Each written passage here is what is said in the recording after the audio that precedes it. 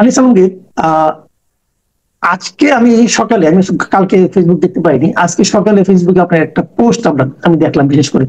তো আপনি সাধারণত কোনো ব্যক্তিকে আক্রমণ করে পোস্ট দেন না সাধারণত, আমি যতটুকু দেখি আপনি বিভিন্ন ন্যাশনাল ইস্যুতে বিভিন্ন বিষয়ে বলেন, কিন্তু এবার মনে হলো যেন আপনি একজন ব্যক্তিকে মানে আক্রমণ করছেন।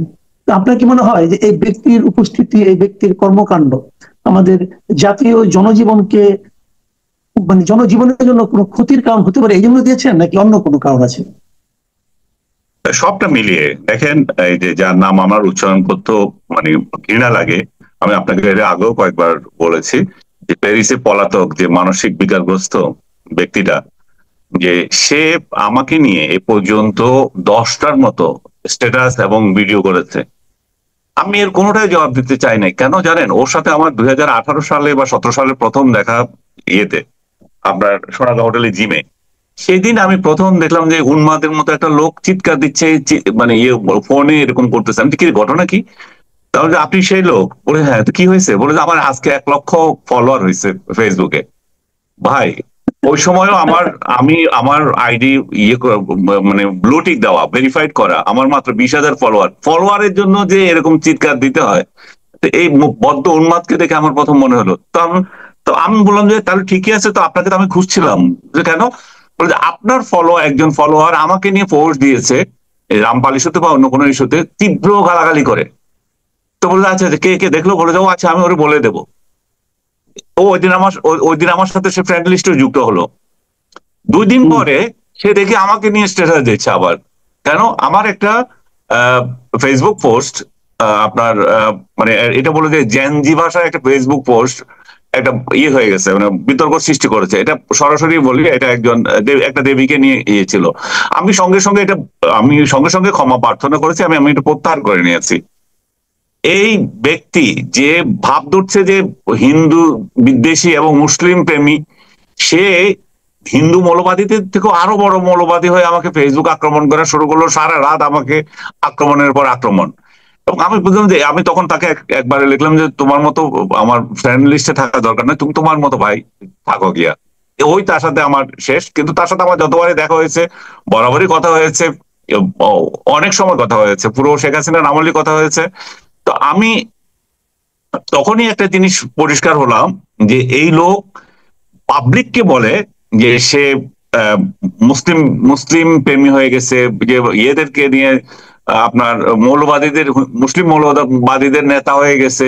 এখানে মানে হিন্দু মৌলবাদ নিয়ে তার এত মাথা ব্যথা হলো কেন, এবং তাও বিকৃত করে।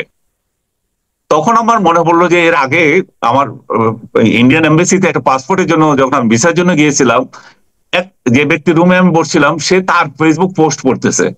তাহলে কিরে ভাই, এরা এরা আপনারা ফলো করেন, এরা পড়তেছেন? তো সে চরম মুচকি হাসি দিল। আমি যে সে, সবাই বলে যে সে এজেন্ট, এটা কি সত্য? এবং সে আমাকে হাসি দিয়ে বুঝিয়ে দিল যে ও তাদের নিয়োজিত মাল, এবং এটা বাংলাদেশকে একটা খেলা করার জন্য এখানে রেখে দিয়েছে।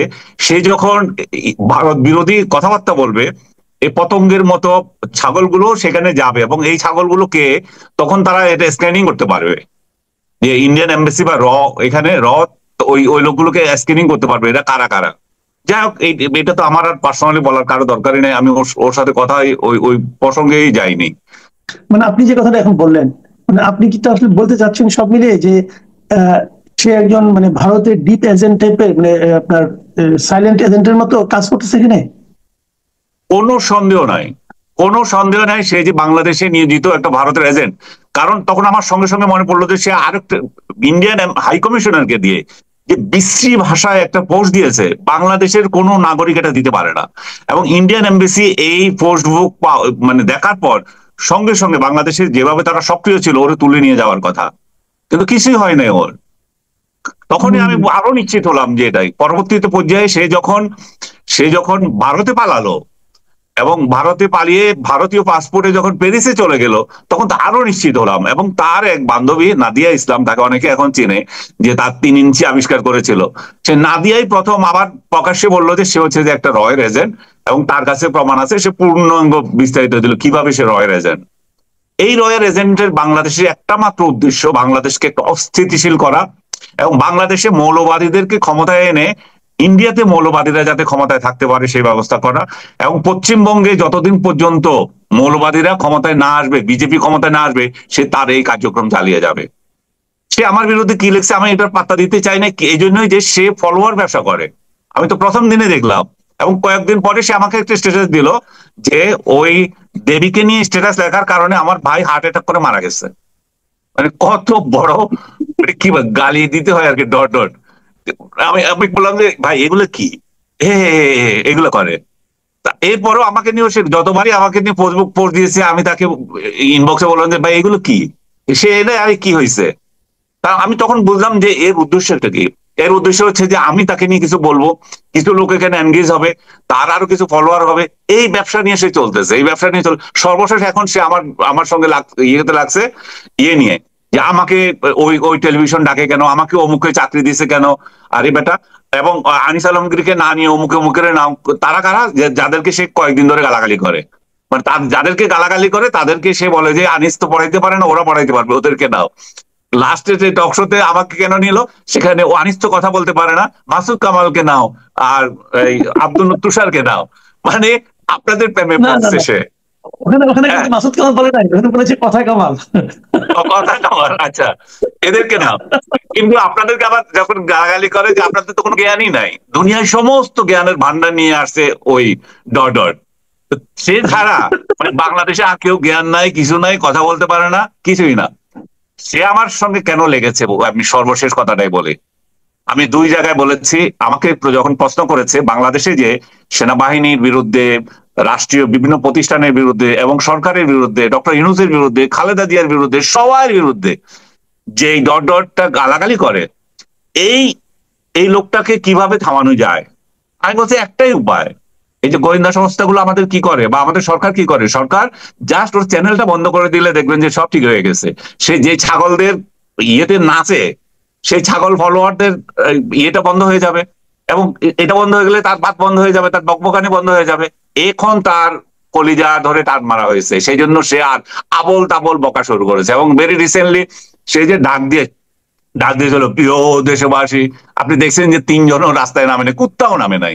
তো সে বুঝে গেছে যে তার ব্যবসা এখন পড়তির দিকে। সে যে ব্যবসা করে খেতো ভিউ ব্যবসা, ভিউ ব্যবসা চলতেছে না, আর আমি তো ভিউ ব্যবসা করি না। আমি একটা মানে অন্য একটা বিষয়, সিরিয়াস একটা বিষয়ে কথা বলতে চাচ্ছি। সেটা হলো যে ওনার যে সেই মধ্যরাতের যে ভাষণটা জাতির উদ্দেশ্যে, যে জাতিকে রাস্তায় নামার জন্য যে আহ্বানটা, সেই আহ্বানটা দেশের মানুষ অতটা মূর্খ হয় নাই বলে হয়তো নামে নাই। কিন্তু সে যেটা প্রত্যাশা করেছিল, যদি সেটা হতো, যদি মানুষ নামতো, তাহলে তো দেশ জুড়ে একটা মেসাকার হয়ে যেত। এখন পরের দিন যখন জানা গেল, দেখা গেল যে না, কিছুই হলো না, এবং তারটা পুরাই হাওয়ায় একটা হুমকি ছিল, হাওয়ার উপরে হুমকি ছিল।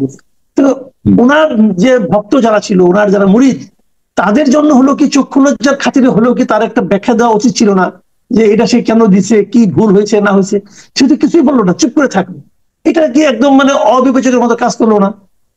না, এটা তো তার তো কোনো ভাষা নাই এখানে। ও তো যে ছাগলদের চড়ায়, ও তো কোনো দায়বদ্ধতা নাই ওদের কাছে। আমি ওকে বহুদিন আগে বলেছিলাম যে আপনার অন্তত যখন আমার সাথে কথা হচ্ছিল, আমি বললাম, দেখেন আপনার অন্তত মানে আমি বলছি যে আমার হোয়াটসঅ্যাপে কথা হচ্ছিল, পার্সোনালি তো কথা হয় ওর সাথে, যে আপনি অন্তত কিছু লোককে, যে মূর্খগুলো আপনাকে ফলো করে, এদেরকে অন্তত আপনি একটু শিক্ষিত করতে পারেন, যে আপনি ওদেরকে ভালো মেসেজ দিতে পারেন। আপনার তো ফলোয়ার আছে ভাই, ফলোয়ার গুলোকে কাজে লাগান, আপনি কেন এদেরকে বিভ্রান্ত করেন। এবং আমি তাকে অ্যাপ্রিসিয়েট করলাম যে ঢাকা ইউনিভার্সিটির এই যে একটা মেয়েকে, ওড়না পরে নাই, একটা একটা হুজুর টাইপ কর্মচারী ওকে অপমান করেছিল, এবং তাকে শাহবাগ থানাতে গিয়ে এই জনতা তাকে বের করে এনেছিল, আপনার মনে আছে? হ্যাঁ হ্যাঁ, মানে হ্যাঁ, পরে যে তুলে ফেলা। হ্যাঁ। তো সেই সময় ওই ব্যাটারের বিরুদ্ধে কিন্তু সে ভিডিও করেছিল, আমি তাকে মেসেজ দিয়েছিল যে এই প্রথম আমি দেখলাম একটা সেন্সিবল লোকের মতো আপনি কাজ করেছেন, এইটাই তো কাজ করা উচিত ইউটিউবারদের, যাদের ফলোয়ার আছে, যারা ইনফ্লুয়েন্সার হবে। আপনি কেন এই সমস্ত আউল ফাউল জিনিস করেন, এবং আপনি একটু শিক্ষিত লোক। এর কোনো জবাব নাই ওর। মানে 5 আগস্টের পর থেকে তার কমপ্লিট মাথা, আগে তো কথাবার্তা হয়তো, 5 আগস্টের পর থেকে কমপ্লিট নষ্ট হয়ে গেছে, দেশে জাতির বিবেক মনে করতেছে। আমি তাকে এটাও বললাম যে এই সমস্ত ফালতু কাজ বাদ দিয়ে আপনি তো দেশেও তো আসতে পারেন। দেশে এসে যে ডক্টর ইউনূস যে স্বাস্থ্য মন্ত্রণালয়টা একটা মহিলার হাতে দিয়েছে, ও তো কিছুই করতে পারছেন না। আপনি স্বাস্থ্য বিষয়ে পরামর্শ দিচ্ছেন, স্বাস্থ্যের মন্ত্রণালয়টা তো অন্তত নিতে দেন। তো সে বলে যে আপনি মনে করেন যে আমাকে দেবে, এটা আপনি যত মনে করেন তত না, ওরা আমাকে কিভাবে নেয়। আমি বুঝলাম যে পুরোটাই তার ফ্রাস্ট্রেশন এবং মেন্টাল মেন্টাল কি বলবো, এগুলা হতাশা থেকে সে এগুলো করতেছে, এবং এগুলো করে সে দেশটাকে ধ্বংস করতে চায়। তার তার যে টার্গেট, যে ভারতের এজেন্ট, সে এজেন্সি তার কার্যক্রমটা যাতে পূর্ণ হয়। এবং বাংলাদেশের মূর্খ জনতা যারা ওর কথায় নাচে, ওরা কবে যে বুঝবে আমি জানি না। এই দেশটা যদি ভারত যদি কোনোদিন আক্রমণ করে, শুধুমাত্র এই যে আপনি বললেন ওই রাতে যদি কিছু হতো, তো ওই রাতে কিছু হলে ভারত পার্শ্ববর্তী দেশ, সে যদি এখানে গন্ডগোল দেখে, সে যদি এখানে মৌলবাদীদের আস্ফালন দেখে, সে কেন পার্শ্ববর্তী দেশ হিসাবে সে সবকিছু টলারেট করবে? এবং ভারত কি এত ছোট রাষ্ট্র যে বাংলাদেশ তার বিরুদ্ধে যা ইচ্ছা করবে সেটা সে মেনে নেবে? এবং এটা তো সুযোগ করছে ওর মতো কিছু ইয়েকে, এজেন্টকে রেখে। এবং যতদিন পর্যন্ত এগুলা ঠিক হবে না, সে আমাকে বললো যে, আমাকে রিসেন্ট যে ইয়েটা দিছে, যে আমি ওর সমালোচনা করতে চাই না, আমি জানি যে সে, আমি যদি তারে হুমকি দিই যে সে কিন্তু বিদেশে অ্যাসাইলাম নিয়ে আসবে, মানে বাপ খানা এমন যে বিদেশে অ্যাসাইলাম হচ্ছে দুনিয়ার সবকিছু। ও যেরকম পালিয়ে গেছে, ও যেরকম ওইখানে যে কুত্তার জীবন যাপন করছে, এবং কুত্তার জীবন সে মনে করে যে অন্য কেউ তার মতো কুত্তার জীবন যাপন করবে এবং পালিয়ে পালিয়ে থাকবে। আরে বেটা, আমার যদি অ্যাসাইলাম নেওয়ার খায়েশ থাকতো, আমাকে যখন স্টেট ডিপার্টমেন্ট দাওয়া দিয়েছে, ও বিভিন্ন দেশ দাওয়া দিয়েছে, তখনই তো যেতাম। 2 দিন আগেও তো আমি লন্ডন ঘুরে আসলাম। তোর অ্যাসাইলাম লাগবে কেন আমাকে? তোরে নিয়ে আমাকে বিয়ে করতে হবে কেন? আমার পাসপোর্টে তো এমন কোনো সিল নাই যে কোনো একটা দেশ, যে দেশে আমি যেতে চেয়েছি সেই দেশ আমাকে রিজেক্ট করেছে। আমি বিদেশে যাব কি যাব না সেটা হচ্ছে আমার ডিসিশন। আমি একজন বাংলাদেশি, বাংলাদেশ প্রেমী, আমি তোর মতো ভারতীয় দালাল বাদা পাদা এগুলো নয়। আমরা বাংলাদেশকে ভালোবাসি, বাংলাদেশে থাকবো, আমাদের মত প্রকাশের জন্য আমাদের কিছু লোক আমাদেরকে সমালোচনা করবে, আপনাকে আমাকে, তারপরে আব্দুল তুষারকে রীতিমতো সমালোচনা করতেছে। আমাদেরকে সরকার অনেক সময় অপছন্দ করতে পারে, সেটা আমাদের সরকার, আমরা এখানে বসে করবো, তোর মতো বিদেশি এজেন্সি নিয়ে তো করবো না। আমরা যদি জেলেও আমরা যদি জেলেও যাই তখনও যাবো। সে দেখেন 2বার আমাকে উস্কানি দিচ্ছে যে ওকে কেন জেলে নেয় না। ওই যে বললাম, সে দেবী নিয়ে যখন স্ট্যাটাস দিয়েছিলাম তখন, এবং এখনো, ওকে কেন জেলে নেয় না। ওর জেলটাই হচ্ছে ওর পছন্দ। কারণ হচ্ছে যে বাংলাদেশে যে কিছু কথা বলার লোক আছে, এগুলো কথা বলা বন্ধ হোক, এবং সে যে ছাগল চড়ায় এবং এটা যে ভারতের একটা অঙ্গরাজ্য হোক, সেই যে তার কামনা, সেটাই যাতে সে চরিতার্থ করতে পারে। এই বদমাইশটা নাকি আমার কথা বলার রুচি হয় না, ওর নামটা নিতেও আমার রুচি হয় না, অথচ সে প্রতিদিন আমার নামে স্ট্যাটাস দিয়ে যায়। তো আমার ওর যখন এত খায়েশ হয়েছে আমাকে নিয়ে ভিডিও বানানোর, প্রতি 2 দিন পর পর আমিও দেখি আমার লোকজনরা বলতেছে, ওই আমার লোকজন উল্টা বলতেছে, এই দুর্গন্ধযুক্ত লোকটাকে আপনি কথা বললেন না, কারণ সে চাইতেছে আলোচনায় থাকতে, সে আপনাকে নিয়ে আলোচনায় থাকতে চায়। তার দুর্ভাগ্য চলতেছে এখন, এবং সারা বাংলাদেশ ওকে থুতু মারতেছে। ও ও শুধু প্যারিসে না, পৃথিবীর কোন অঞ্চলে গিয়ে থাকতে পারবে না, যেখানে বাঙালি আছে, যেখানে বীর জনতা আছে, সেখানে তাকে থুতু মারবে। সে মনে করছে যে যে ছাগলগুলোকে চড়াচ্ছে ওরা তাকে রক্ষা করবে, কারণ ওরাও বুঝে গেছে সে কি পারপাস সার্ভ করে। ওরা বুঝে গেছে বলেই তো ওকে আর এখন পাতা দেয় না। আমরা এখন একটু জাতীয় রাজনীতি নিয়ে কথা বলতে চাচ্ছি।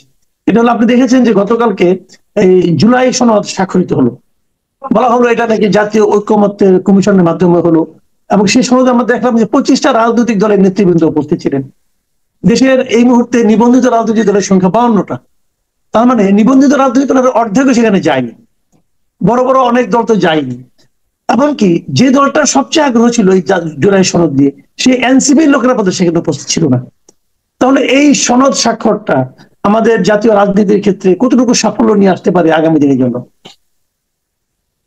দেখেন, এটা সাফল্য এখনই আমি বলতে পারি না। প্রথমত, আপনি যে কথা এনসিপির প্রশ্ন তুলছেন, একটা ভ্যালিড কোয়েশ্চেন।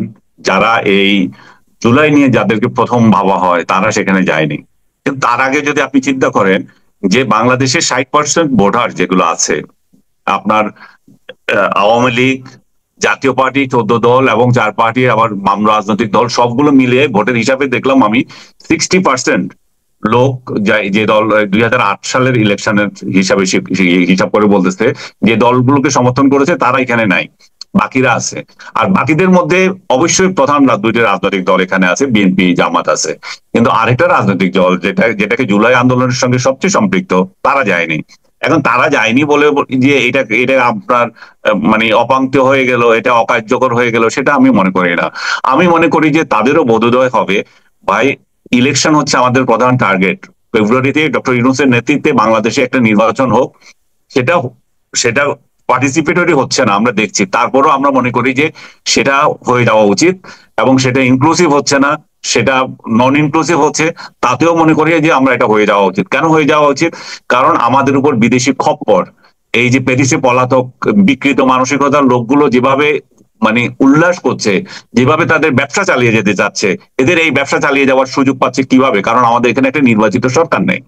আমাদের নির্বাচিত সরকার নেই বলে সে অমুক অমুককে হুমকি দেয়, সে সেনাপ্রধানকে হুমকি দেয়, ডক্টর ইউনূসকে হুমকি দেয়, বিভিন্ন রাজনৈতিক দলের নেতাদের হুমকি দেয়, খালেদা জিয়া, তারেক জিয়ার মতো রাজনীতিবিদদেরকেও সে নোংরা ভাষায় কথা বলেছে, ভিডিও করেছে।